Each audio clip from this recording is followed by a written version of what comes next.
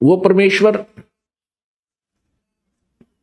हम सभी आत्माओं के पिता हैं और अपनी संतान को कोई आपत्ति कष्ट हो तो अपने पिता और माता को ही उसका दुख होता है। परमेश्वर के अंदर वो सर्व गुण है। तुमेव माता च पिता तुमेव बंधु च सखा तुमेव विद्या च द्रविण तुमेव सर्व मम देव देव। ये वो परमात्मा है जो माता और पिता और भाई सखा सभी का ये प्रॉपर रोल करता है। ये यथार्थ भाव में हमारा ये सभी नातों से संबंधित है, सभी नातों में यही खरा है। तो उसी को हमारी चिंता बनती है। हमने जो गलती की वो तो बहुत भयंकर भूल है हमारी और उसी का परिणाम हम भोग रहे हैं। हमने क्या गलती की थी कि हम सभी आप या तो कोई चींटी बना है, चाहे हाथी बना है, चाहे कोई रंक है या सेठ साहूकार या राजा बना है, ये सभी कबीर परमेश्वर की आत्माएं हैं, पूर्ण ब्रह्म के बच्चे हैं। और हमने क्या गलती की कि हम सतलोक में रहते थे। वहां कोई मृत्यु नहीं थी, कोई जन्म नहीं था, ना कोई रोग कष्ट शरीर को था, किसी प्रकार की कोई आपदा वहां नहीं आती थी, कोई अभाव नहीं था, कोई मजदूरी नहीं करनी पड़ती थी, हम बहुत सुखी थे। वहां हमने गलती की कि जो यहाँ का भगवान है ब्रह्म, ये ब्रह्म जो है इसको ज्योति निरंजन भी बोलते हैं, इसको काल भगवान की उपमा से भी जाना जाता है। इसने एक बदमाशी इसके मन में आई। इसने क्या किया कि अलग राज्य प्राप्त करने के लिए 70 युग तक तप किया, सतलोक में एक पैर पर खड़ा होकर। और हमने भूल क्या की, हम अपने पिता परम पिता परमेश्वर कबीर देव से मन हटाकर और इस काल भगवान को चाहने लग गए। केवल इसकी इस भक्ति को देखकर, एक पैर पर खड़ा होकर ये तपस्या कर रहा था, केवल हम इसकी इस कला पर, इस अदा पर आसक्त हो गए और हम अपने पिता जो हमें सर्व सुख दे रहा था, ना कोई मृत्यु थी, ना किसी का बेटा मरे था, ना बेटी मरे थी, ना कोड लगे था, ना कोई किसी प्रकार की कोई आपत्ता नहीं आने देता था, उस परमात्मा को त्याग दिया क्योंकि हम सुखी गणे थे वहां पर। और हमें यह मालूम नहीं था कि हमें इतने कष्ट भी आ जाएंगे। अपनी नालायकी के कारण हम इस ज्योति निरंजन को चाहने लगे और जिस परिणाम स्वरूप हम इसके जाल में फंस गए और यहां आगे इसके साथ में इसने 21 ब्रह्मांड परमात्मा से तपस्या करके प्राप्त किए। ये अलग से कहानी आपको सुनाएंगे, लेकिन यहां जो प्रसंग चल रहा है कि हम अपनी उस नालायकी के कारण आज इस काल के साथ आगे। जब तक हमारे सतलोक के पुण्य थे तब तक तो इसने हमें रखा ऊपर के लोकों में, स्वर्ग महास्वर्ग में। और जब हमारे पुण्य खत्म होते चले गए, क्योंकि यहां का विधान है कि जैसे कर्म करेगा वैसे फल मिलेंगे और पुण्य आपके होंगे। जब पुण्य क्षीण हो जाते हैं तो उसको ये यहां पृथ्वी पर पटक देता है।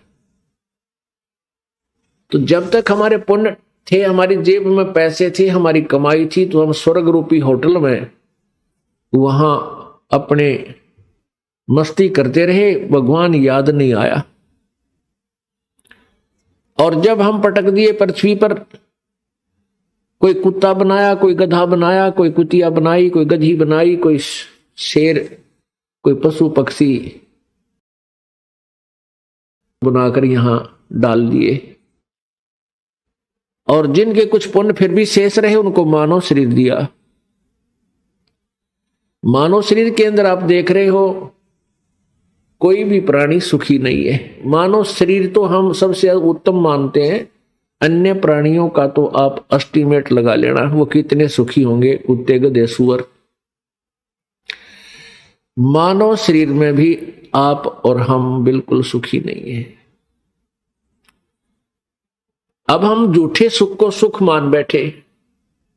परमेश्वर कहते हैं झूठे सुख को सुख कहे ये मान रहा मन मोदे, ये सकल चबीना काल कहा, कुछ मुख में कुछ गोद।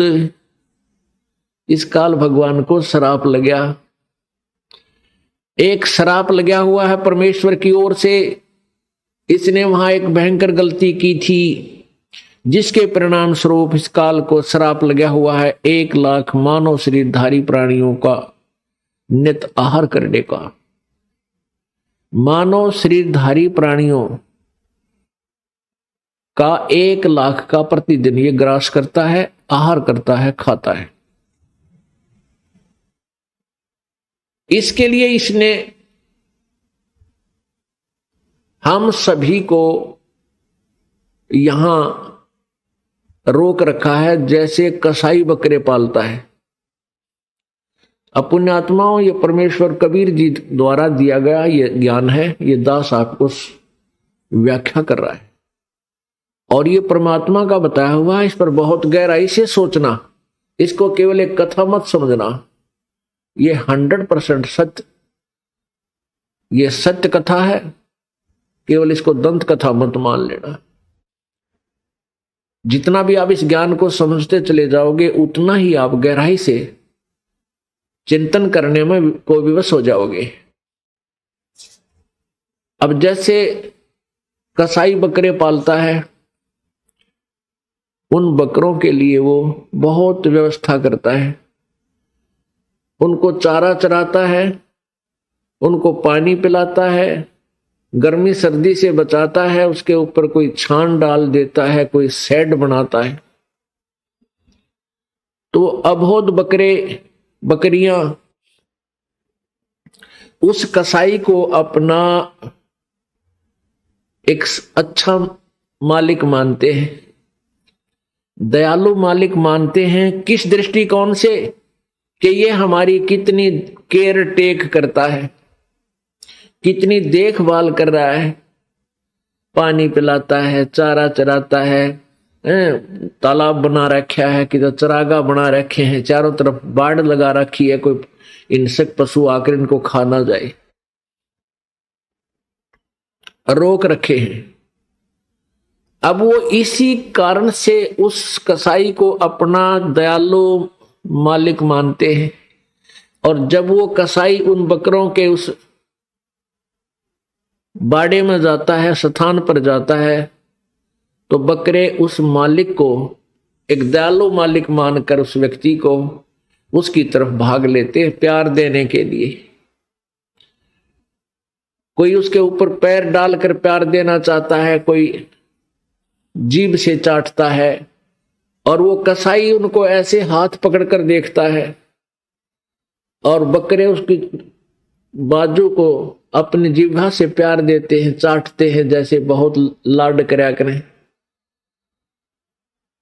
और वो कसाई देख रहा होता है कि यू कितने किलो का बिकेगा, कितना मांस हो गया इनमें, वो ऐसे देखता उनको और वो सोचते हैं कि ये हमारा दयालु मित्र में प्यार कर रहा है, हमारा मालिक है।